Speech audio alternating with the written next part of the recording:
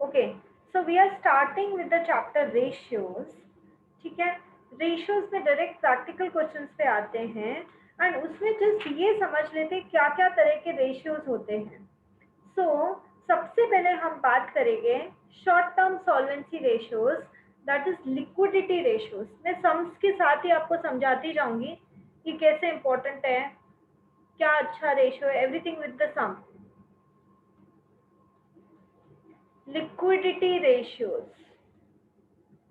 And liquidity ratio में हम दो तरह के रेशियोज की बात करेंगे, जिसमें फर्स्ट रेशियो क्या है, लिक्विडिटी मतलब आपके पास you should have enough amount or enough liquidity to pay off your liabilities, that is आपके पास working capital enough होनी चाहिए। ओके, तो लिक्विडिटी रेशियो में सबसे पहला current ratio, write it down with me, current ratio और working capital ratio.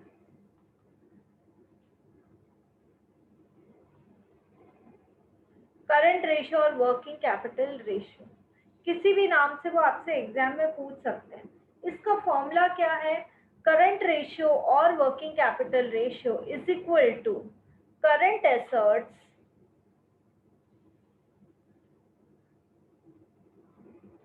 Upon current liabilities.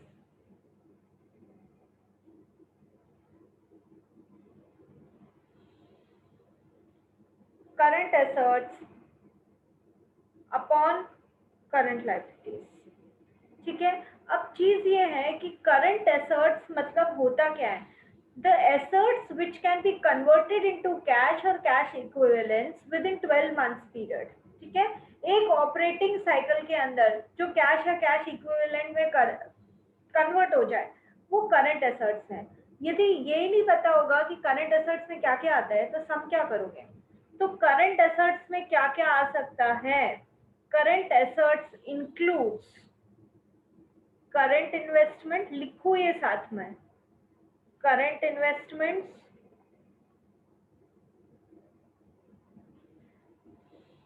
Plus inventories या closing stock. अच्छा, इन्वेंट्रीज में याद रखना excluding loose tools and store and spares. यदि लूज टूल्स या स्टोर एंड स्पेयर्स दिया है करंट इन्वेंट्रीज में, उसको वहां से निकालना क्योंकि वो करंट एसेट नहीं होता। Excluding loose tools,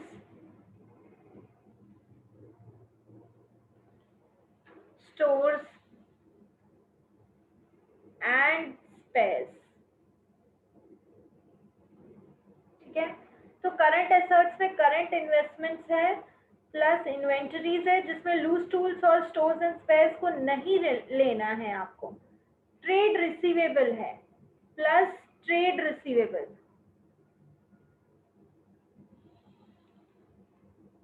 what do you mean by trade receivable, आपने किसी को सामान बेचा है और वो आपको एक सर्टेन टाइम पीरियड के बाद वो आपको पैसा देंगे, तो they are asset for you. ठीक है, ट्रेड रिसीवेबल में क्या क्या आता है, ध्यान करिए, ट्रेड रिसीवेबल में bills receivable,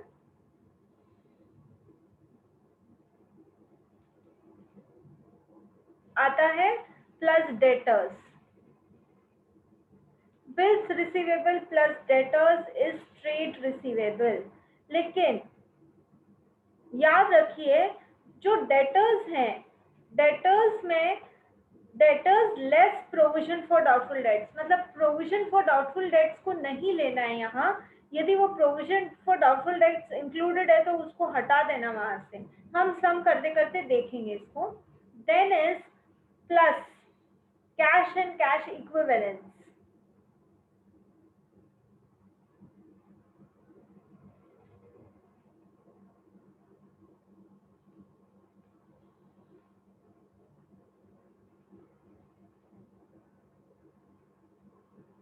cash and cash equivalence में cash in hand, cash at bank, cheques, draft in hand, वो सब आ जाता है। Then short term loans and advances, आपके कंपनी ने या आपकी फर्म ने किसी और को शॉर्ट टर्म लोन दिया है तो वो भी आ जाएगा, that is short term loans and advances given by you,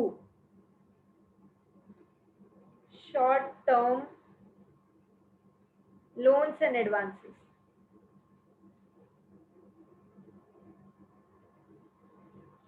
ठीक है, short term loans and advances given by your firm to some outsiders.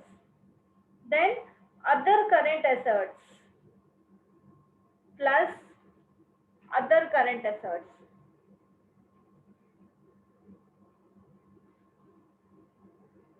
तो अदर करंट एसेट्स का एग्जाम्पल क्या क्या है? प्रीपेड एक्सपेंसेस,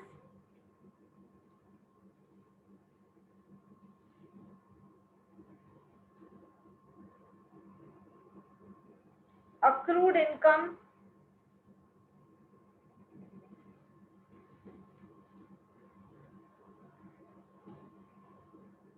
और कोई एडवांस टैक्स आपने पे किया हो तो वो, and advance tax. Children, if you have any doubt कि करंट एसेट्स में क्या क्या क्या ये चीज क्यों है, तो you are suppose to ask me. मैं सिर्फ आपको याद दिला रही हूँ, याद रखना ये बात, करंट एसेट्स में क्या क्या चीज एक्सक्लूड करते हैं. Loose tools, stores and spares should be excluded from inventories while calculating current assets. Provision for doubtful debts should be excluded from trade receivable while calculating current assets. इतनी बात तो याद रखनी है. क्या करंट एसेट्स क्या क्या होता है, इफ यदि समझ में आ गया है कि 12 month that is one operating cycle में वो कन्वर्ट हो जाता है कैश या कैश इक्विवेलेंट में, मतलब वापस से वो पैसे में कन्वर्ट हो जाता है, तो वो करंट एसेट्स है. तो उसके बाद आपको लर्न करना पड़ेगा कि करंट एसेट्स में क्या क्या इंक्लूडेड है, नहीं तो गलती करना तो इट्स वेरी कॉमन राइट. यदि सम कैसे करोगे यदि यही नहीं पता कि करंट एसेट्स में क्या क्या आता है. So next is current liabilities. Current liabilities में क्या क्या आता है लिखो. करंट लायबिलिटीज वो लायबिलिटीज है which are payable within 12 months, that is within one operating cycle. ठीक है, अभी current liabilities include the following: short term borrowings, bank overdraft इसमें आता है करंट लायबिलिटीज में, शॉर्ट टर्म बोरोइंग्स, ठीक है. ट्रेड पेएबल, ट्रेड पेएबल में क्या आएगा? Bill payable and sundry creditors. अभी ही अच्छे से करो ताकि बाद में कहीं भी जहां भी रेशो का चैप्टर आया, एमबीए में आया, ग्रेजुएशन करते वक्त आया, सब समय आपको आता ही है क्योंकि आपने उसको 12th में इतने अच्छे से सीखा है. Okay, trade payable, trade payable में bills payable and sundry creditors आता है.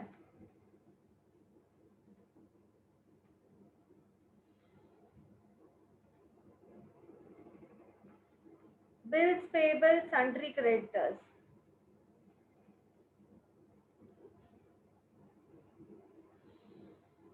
देन अदर करंट लायबिलिटीज होती है, शॉर्ट टर्म प्रोविजंस होते हैं. अभी जैसे अदर करंट लायबिलिटीज में क्या क्या आ सकता है?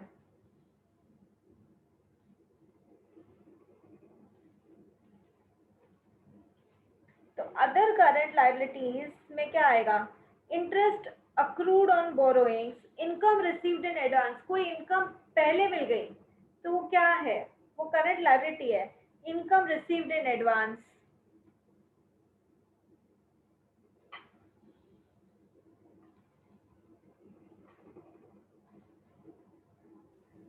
बस आउटस्टैंडिंग एक्सपेंसेस.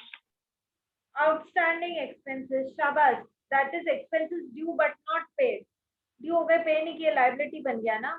और कौन सा 1 साल तक उधारी रखोगे, पे तो करना ही पड़ेगा, इससे करंट लायबिलिटी है. शाबाश, it is very good to be interactive. आता है तो जरूर बोलना चाहिए. Outstanding expenses. फिर कई बार क्या होता है, हम कंपनी है, वो पार्ट ऑफ प्रॉफिट जो कंपनी अपने शेयर होल्डर्स में बांट देती है फॉर क्योंकि आपने हमको चुना, तो that part of profit that is distributed among the share holders is known as dividend. कोई डिविडेंड ऐसा भी रहता है जो कोई क्लेम नहीं कर रहा है, हमारे पास पड़ा हुआ है, लेकिन वो हमारा नहीं है, किसी और का पार्ट ऑफ, मतलब किसी और का डिविडेंड है, मैं कंपनी से मेरे पास पड़ा है, तो वो भी मेरी करंट लायबिलिटी होगी, unclaimed dividends.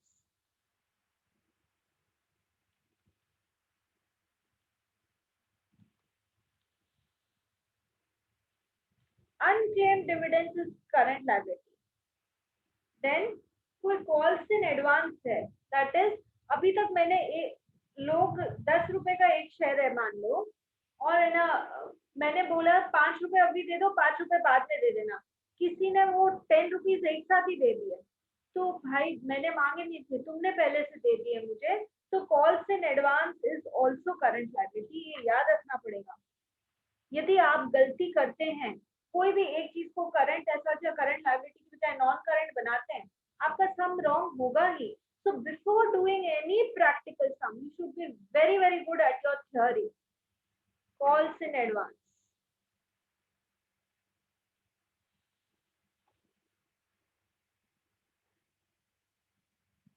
Then short term provisions भी आपके करंट लायबिलिटी में।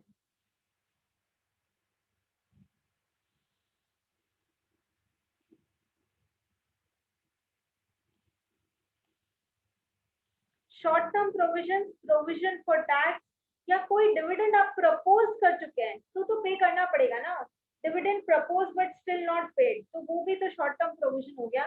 सो प्रोविजन फॉर टैक्स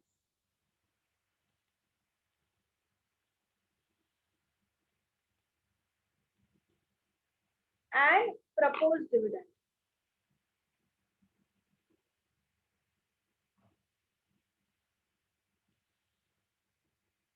फिर एक और बहुत याद रखने वाली बात है, आइडियल करंट रेशियो क्या होता है। आइडियल करंट रेशियो अभी लर्न करो 2:1 होता है। इसका मतलब क्या है 2:1?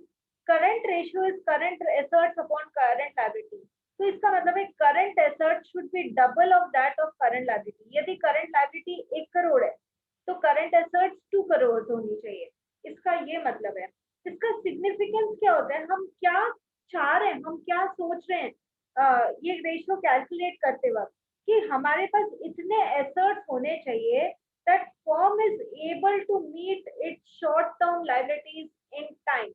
यदि वो एग्जाम में आपसे पूछते हैं what is the significance of current ratio, तो firm should have that much current assets which are required to meet its short term liabilities in time, ये इसका सिग्निफिकेंस है। तो आइडियल करंट रेशियो 2:1, यदि उससे कम है तो क्या आएगा, मान लो करंट रेशियो 1:1 आ रहा है, सो डेंजर है कि जितनी लायबिलिटी है उतना ही, जितना करंट लायबिलिटी उतना ही करंट एसेट्स है। So anything lower than this is not good, मतलब आपकी लिक्विडिटी, आपकी वर्किंग कैपिटल इनफ आपके पास है या नहीं, उसका उस चीज का रिस्क है। तो ये तो समझ में आता है कि 2:1 आइडल करंट रेशियो है, लेकिन यदि आपकी कंपनी का करंट रेशियो मैं बोल रही हूँ 4:1 है, दैट इज आपकी लायबिलिटी 1 करोड़ है तो आपके एसेट्स 4 करोड़ है। Is this good? क्या ये बहुत अच्छी बात हो गई है कि हमारे करंट एसेट्स बहुत ज्यादा हैं? मैं पूछ रही हूँ, उसका जवाब दो देखो। नहीं मिस। यदि वो नहीं है तो क्यों नहीं? 4:1 मतलब 1 करोड़ यदि मेरा करंट लायबिलिटी है तो 4 करोड़ मेरा करंट एसेट्स है। Now you are saying that this is not something good, why is it not good? Can I clear the board? ये एग्जाम में एक छोटा Yes. मार्क्स का क्वेश्चन आ सकता है। Why is higher current ratio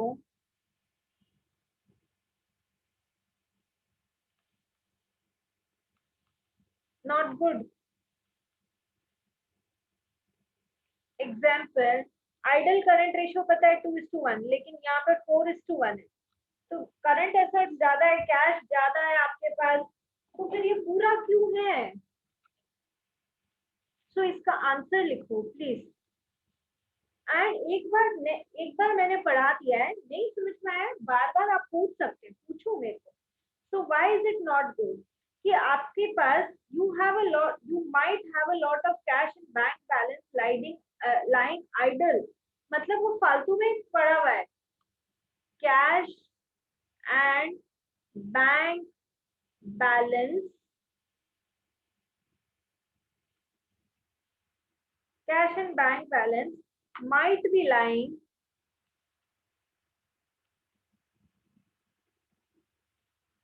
idle, मतलब खाली पड़ा हुआ है, जो कि पैसा आप कहीं बिजनेस में इन्वेस्ट करते थे, because there are no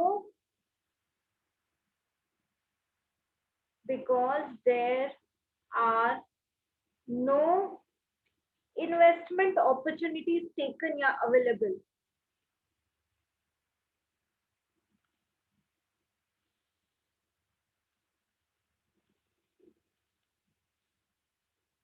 मतलब इन्वेस्टमेंट करना चाहिए ना पैसे का, वो इन्वेस्टमेंट तो किया ही नहीं, और वो फालतू में कैश पड़ा हुआ है, तो फालतू कैश पड़ा होना कोई अच्छी बात है?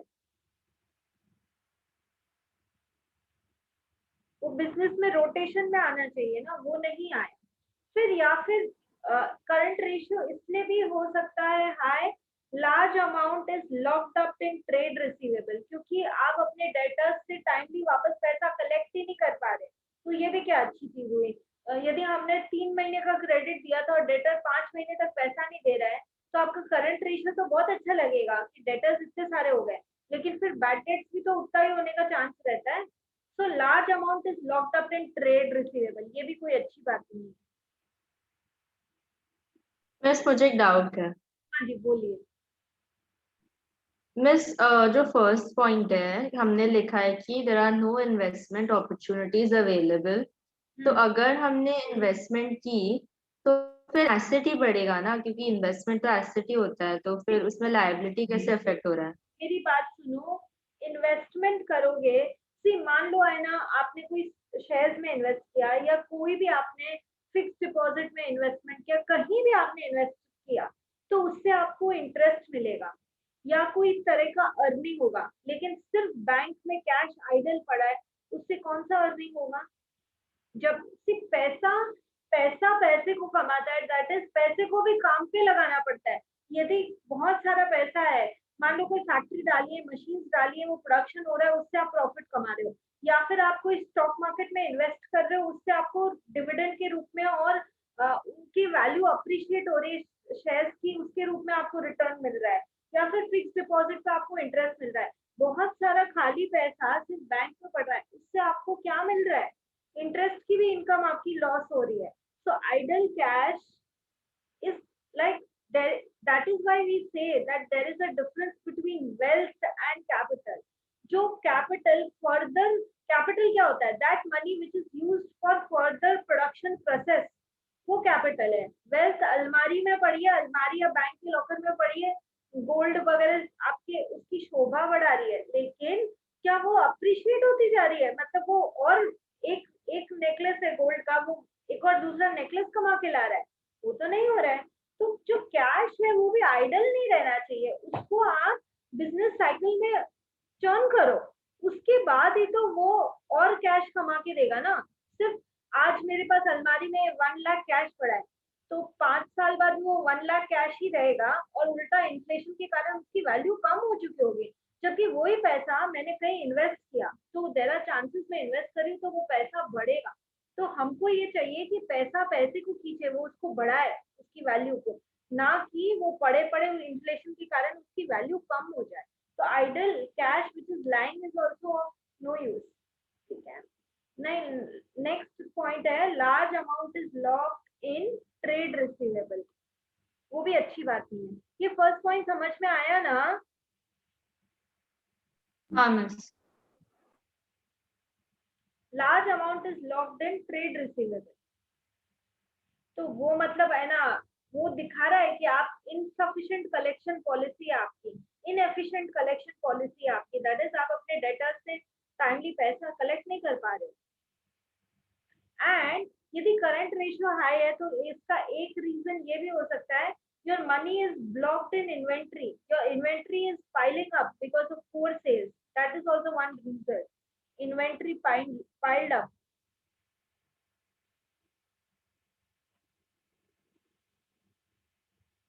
Due to poor sales. तो वो भी स्टॉक तो फटाफट बिकना चाहिए और नया स्टॉक प्रोड्यूस होकर क्लोजिंग स्टॉक में ऐड होना चाहिए, ठीक है।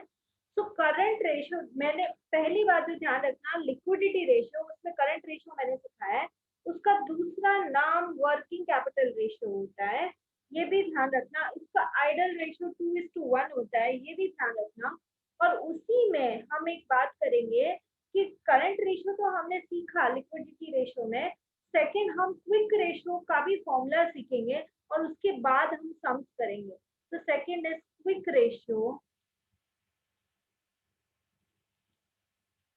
और क्विक रेशियो का दूसरा नाम क्या है, लिक्विड रेशियो। नाम सब याद रखने पड़ेंगे, आप अलग से इसका एक नोटबुक ही बना लो, मैं जो लिख रही हूँ वो मेरे साथ लिखो, ये वापस से आपको काम आएगा। मैं अभी आपको बोल रही हूँ, do what ever study in commerce field, ये चैप्टर आपको काम आएगा। यहाँ तक कि मैंने होटल मैनेजमेंट करते बच्चे को भी ये चैप्टर पढ़ाया है, MBA करते बच्चे को भी ये चैप्टर पढ़ाया है, और ग्रेजुएशन में तो है ही। So why not make your foundation strong in 12th standard itself. Quick ratio और लिक्विड रेशियो और एसिड टेस्ट रेशियो,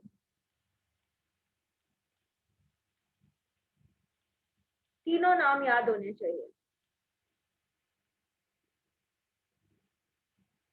पहले ये चैप्टर CA में भी था, अब उन्होंने इसको CA से हटा दिया। ओके, तो इसका फॉर्मूला है quick assets upon quick liabilities.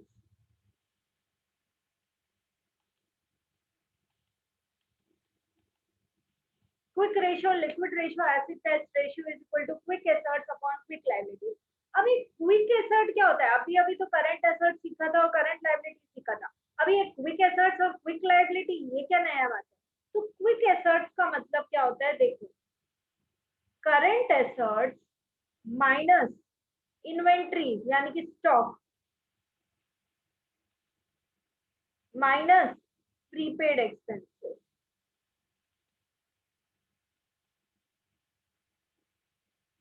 सो यदि करंट एसेट्स में से आप स्टॉक को हटा दो और प्रीपेड एक्सपेंसेस को हटा दो तो आपको मिल जाता है क्विक एसेट्स या liquid assets.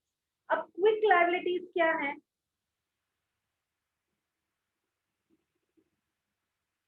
And prepaid expenses और एडवांस टैक्स भी हटा दो, एंड एडवांस टैक्स। क्यों ऐसा करते हैं वो भी रीजन समझाऊंगी, पहले लिख लो फॉर्मूला।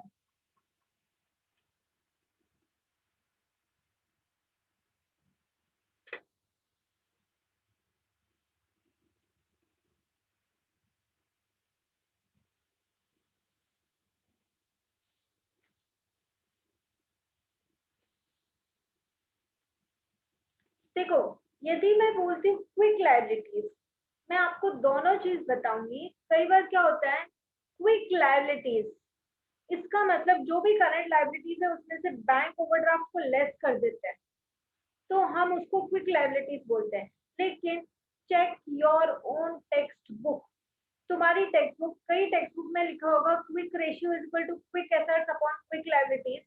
क्विक लायबिलिटीज का मतलब है कि वो लोग करंट लायबिलिटीज में से बैंक ओडी लेस करते हैं, और कई टेक्स्ट बुक में लिखा होगा quick ratio is equal to quick assets upon current liabilities. तो आपकी टेक्स्ट बुक में करंट लायबिलिटीज लिखा है, quick assets upon current liabilities. तो करंट लायबिलिटीज तो वही है जो मैंने पहले सिखाया था। तो अभी इसका आइडियल रेशियो क्या होता है, क्विक रेशियो का आइडियल रेशियो क्या आता है, आइडियल रेशियो, नहीं, तो हम करंट लायबिलिटी याद करें। हाँ, आइडियल रेशियो 1:1 होता है, ठीक है। अभी मुझे एक बात है कि हम ये क्यों कैलकुलेट कर रहे हैं, इसका सिग्निफिकेंस क्या है कि हमको ये कंसिडर करना है कि हमारे पास, देखो कितना भी आप सेल लगा लो, आप सारे स्टॉक को वापस नहीं बेच सकते। मैं एग्जांपल देती हूँ, शॉपर स्टॉप ने 50% ऑफ सेल लगाया क्योंकि उनका सारा सामान बिक गया। इतना आसान भी नहीं है सारे इन्वेंट्री को स्टॉक को कैश में कन्वर्ट कर देना। और लिक्विड एसेट्स या क्विक एसेट्स का मतलब है जो कि easily and fast it can be converted into cash. मतलब आपके पास कितने ऐसे एसेट है जल्दी से कैश में टर्न हो जाए। तो inventories is never won of them, इसलिए क्विक एसेट्स में इन्वेंट्रीज को लेस कर देते करंट एसेट्स से। प्रीपेड एक्सपेंसेस, पहले किसी ने पे किया हुआ है तो इतनी जल्दी थोड़ी ना, मतलब it should be very quick, और इतनी जल्दी थोड़ी ना वो वापस से सारा काम आप करके दे दोगे और वापस से ना आप उन पार्टी से पैसा मांगने लग जाओगे, वो आपके डेटर्स हो जाएंगे, ऐसा नहीं होता। तो प्रीपेड एक्सपेंसेस भी लेस करो। एडवांस टैक्स आपने पे किया है तो उसको भी लेस करो, ठीक है। ये 3 चीजें, और इसको ध्यान रखो कि ये क्विक एसेट्स में नहीं आता है। आइडियल क्विक एसेट्स का रेशियो भी याद रखो, इट इज 1:1।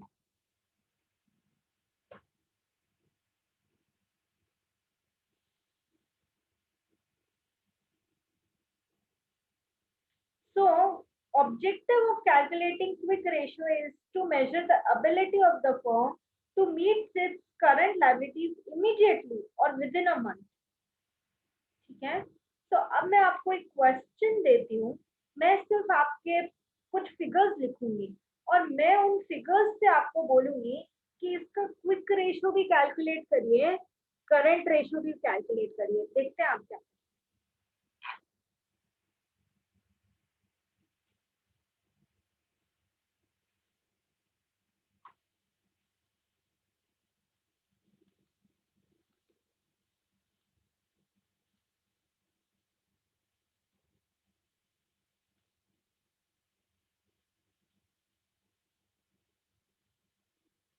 आपको करंट रेशियो और क्विक रेशियो कैलकुलेट करना है।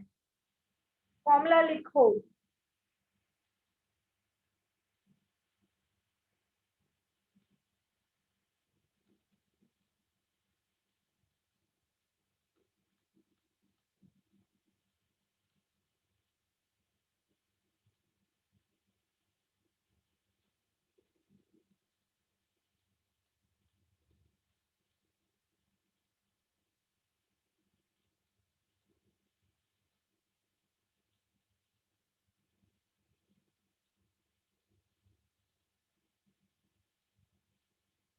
हम दोनों रेशियो कैलकुलेट करेंगे ना अभी। हाँ,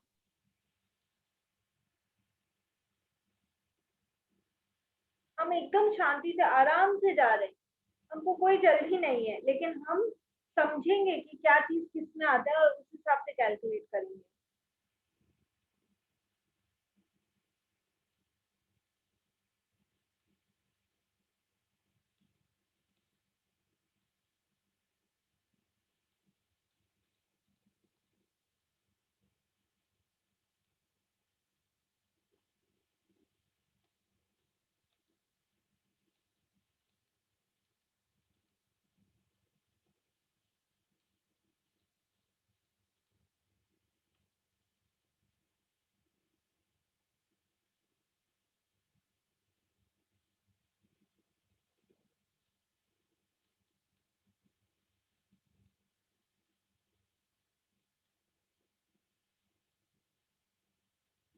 short term loans and advances 4,000,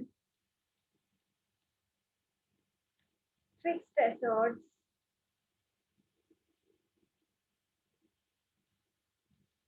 1 lakh, cash 10,000 and advance tax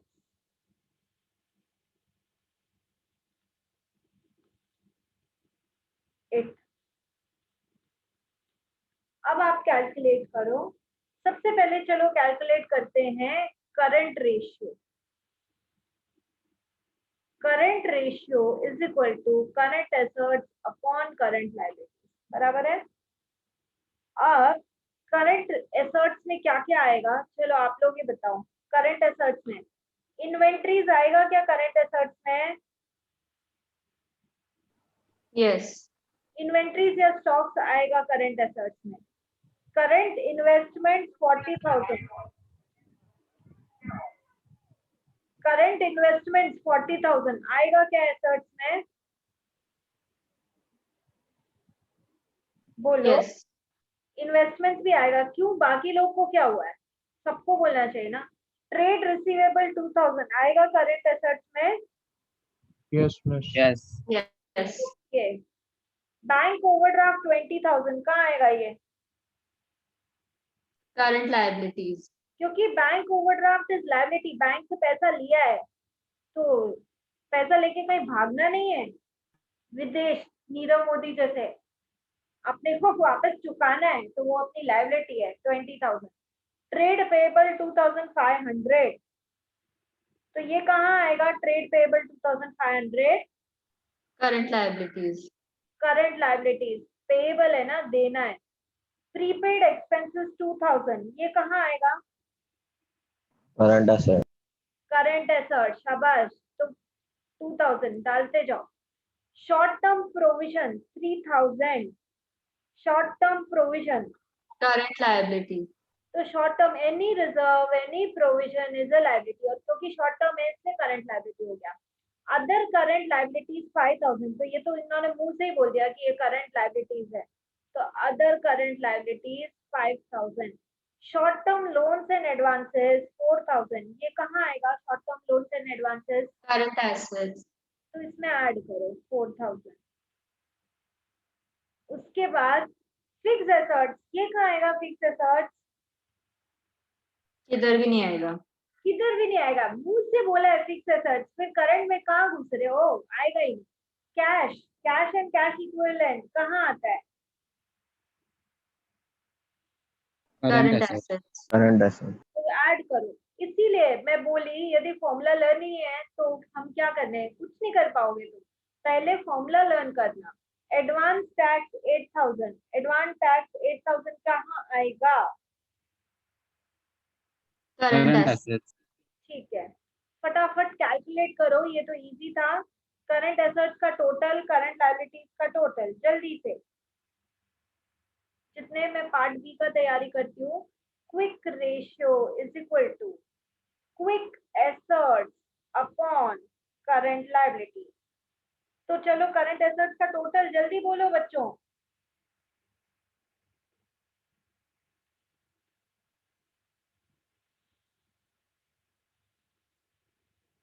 $71,000 है क्या? हाँ शाबाश, 71,000। करंट लायबिलिटीज का टोटल बोलो। 30,500। 30,500। ओके, रेशियो बोलो। 71,000 divided by 3,500। 2.33 is to okay, 1. तो इसको कैसे लिखेंगे? 2.33:1, मतलब ये रेशियो ठीक ही है। 2:1 आइडल होता है, 2.33 है। तो ओके, मतलब वर्किंग कैपिटल की कमी नहीं है यदि कमेंट करने को बोला जाए। टू हाई रेशियो, जैसे 4:1 या बोलेंगे 3.5:1, उसको हाई बोला जाता है, ये अच्छा है। मतलब कंपनी की लिक्विडिटी ठीक है, वर्किंग कैपिटल बराबर है। अभी एक quick ratio, quick assets upon current liability. Quick assets, अभी है ना, क्विक एसेट्स का फॉर्मूला था करंट एसेट्स में से इन्वेंट्री जरूर लेस करना है, एंड यदि कोई प्रीपेड एक्सपेंसेस है तो वो लेस करना है। तो करंट एसेट्स मुझे मिला था 71,000, उसमें से इन्वेंट्री लेस करो। इन्वेंट्री 5,000 है, वो लेस करो। कोई प्रीपेड एक्सपेंसेस है क्या? है 2,000 के, वो लेस करो। कितना मिल रहा है? कितना मिला? ओके, एडवांस टैक्स भी तो है हमारे पास, ये देखो एडवांस टैक्स, तो एडवांस टैक्स भी तो लेस करते हैं क्विक एसेट्स में, तो लेस करो एडवांस टैक्स, मतलब कि 8,000 और लेस होगा। तो अभी मुझे क्विक एसेट्स मिल रहा है 71,000 minus 56,000 2 minus 8 56,000 बराबर है 56,000 और करंट लायबिलिटी तो 3,500 का 3,500 ही रहेगा अपॉन 3,500 56,000 डिवाइडेड बाय 3,500 कितना होगा ये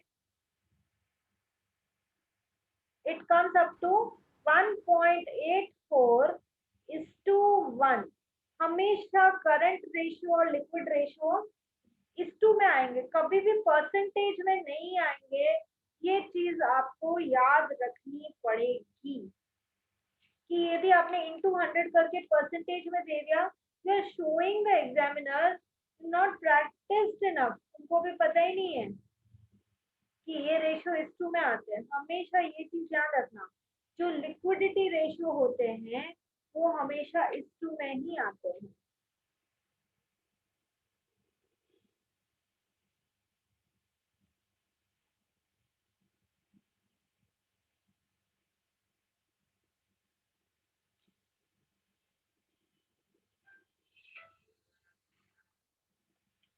हेलो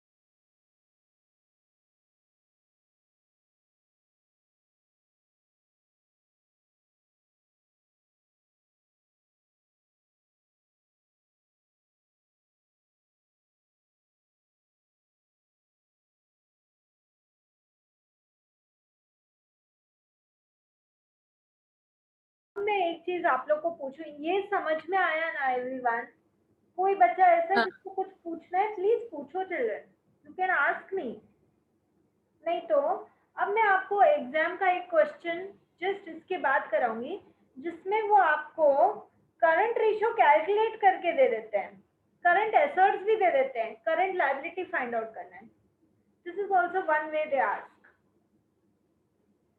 तो वापस कब ज्वाइन करना है अभी जस्ट इमीडिएटली